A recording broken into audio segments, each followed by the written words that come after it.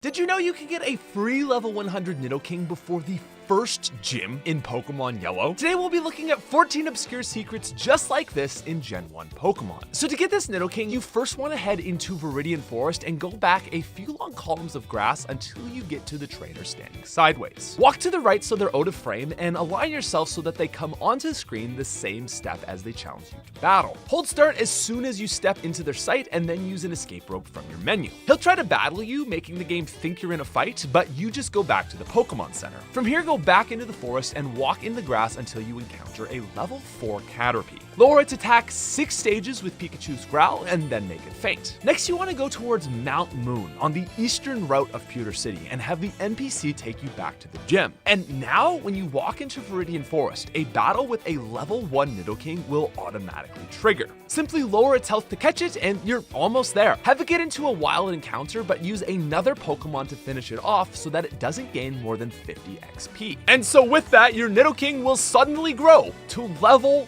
100. Ready to take on Brock and maybe challenge a world record speedrun. Now, if you didn't know that one, perhaps we've earned your subscription. But fear not, red and blue players, for while you don't get Nidoking privilege, there's a way for you to avoid fighting Brock entirely. Normally, if you try to leave Pewter before battling, the same dude from the yellow bug will send you back to the gym. But you can actually hold the start button as he finishes talking and the menu will come up before he starts walking back. Your cursor is locked here, but if it's already on save, you can press A through to save your game and go through the regular walk back. Restarting your game brings you to the edge of Pewter, but it makes the NPC walk you back improperly, and he basically glitches out of the map. When you return to the spot, you'll see he's gone, and if you walk by where he used to be standing, you won't be interrupted by his dialogue, and you're free to go straight to Mount Moon and take on Misty as your first gym leader. Also, super random, but while we're on the topic of Brock, did you ever notice he is the only gym leader to give you a badge while you're still in the battle screen? For some reason, it's not in the overworld like every other leader. Now, skipping gym leaders is neat, but did you know you can also skip the need to use stones to evolve? For example, if you catch an Onix in Rock Tunnel, you can use it to evolve Staryu. To do this, you simply have Staryu level up in battle and then switch to your Onix to finish the fight. For some reason, the game code uses the same memory address to detect whether an item is used or whether a Pokemon is in battle, and it just so happens Onix aligns with the Water Stone. And the thing that really blows my mind about this is I've never seen this accidentally happen before, especially because it's not just Onix that this works with. Doing this with Exeggutor evolves Moonstone Pokemon, you can do Thunderstone evolutions with Growlithe, and Leafstone evos with Psyduck. Now, speaking of items, do you have any idea how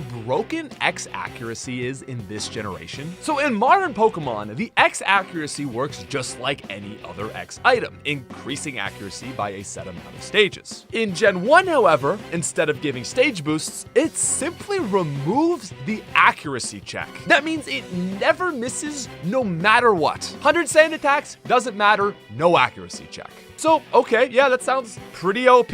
But remember that the TM given to the player for beating the 8th gym is Fissure, a free one-hit KO move, just in time to take on the Elite Four. As long as you outspeed the Pokemon you're using the one-hit KO move on, you kill it. Pop an X accuracy down and X speed for good measure, and you just win. Just free. Now, one item in the games that you don't actually need is the bicycle. So normally when you leave Celadon to head to the cycling road, the guard will check for your bike, and if you don't have it, he's like, no, you can't pass. But when you're talking to this guard, there is a brief moment in his dialogue where you have the ability, if you're holding left on the D-pad, to simply walk forward. He's like, no, don't walk forward. And if you're holding left, you just do anyway. This glitch is really easy to do, and upon stepping onto cycling road, the game just assumes you had a bicycle because you got through, and you just head on down to Fuchsia City on a bike. There is one area you can't get into these games, however, and it's rumored to be a cut island city. Located between Vermilion and Celadon City, completely surrounded by water, are old game concept drawings making reference to an additionally planned city with no walkable routes to it. Now, this alone got the community speculating, but it was then further confirmed as in the game files there is an 11th flyable area known as 011. By analyzing this code, data miners noticed that it's very likely this area was intended to be another city, as the only places you can fly in this game are the towns, cities, and indigo plateau. Furthermore, it does make a lot of sense that an island city would be located next to where the SS Anne is, especially when you consider that the island would also be right next to the 4th gym. YouTuber The Obsessive Gamer has even speculated that there was originally a different order of routes for the game. You would beat the 3rd gym, Lieutenant Surge in Vermilion City, take the SS Anne to the islands, and continue from here up to Celadon. Oh, and wait, what's that? Celadon, the 4th gym. In retrospect, this makes so much sense. I've always found the completely nonsensical path Red forces you to go on through Rock Tunnel, past Lavender Town, and beneath the underground to get there to just be weird? It feels very shoehorned in. The city was likely cut as the game cartridges didn't have enough storage to fit it, and they had to figure out another route to Celadon. Another weird feature of this game is the invisible PC. Located in the Hotel of Celadon City, this area greatly resembles a Pokémon Center, and it's quite obvious that they copied this design. When you go to the far corner where the PC would be in the Poké Center, you're able to access one despite there being no sign of one actually being there. Another interesting item in these games is the Pokédoll. Available in the Celadon department store, this item allows you to run from any wild encounter regardless of speed or level. Now, normally to get past the ghost at the top of the Lavender Tower, you need a Sylph Scope to identify it. But, and this is, I mean, a classic exploit, you're actually able to bypass it by simply using a Pokédoll. It makes the entire Rocket Hideout section skippable and saves a considerable time chunk for players speedrunning. Now next I've got another classic for you. Did you know you can surf on statues in this game? It's not very useful at all, but one interesting way to use this is in Lance's Elite 4 room. You can perform a simple save glitch that allows you to start surfing through the bottom statue, and it actually lets you go back to Agatha's room. Is it useful? No. Do I love getting to places I'm not supposed to go in old video games?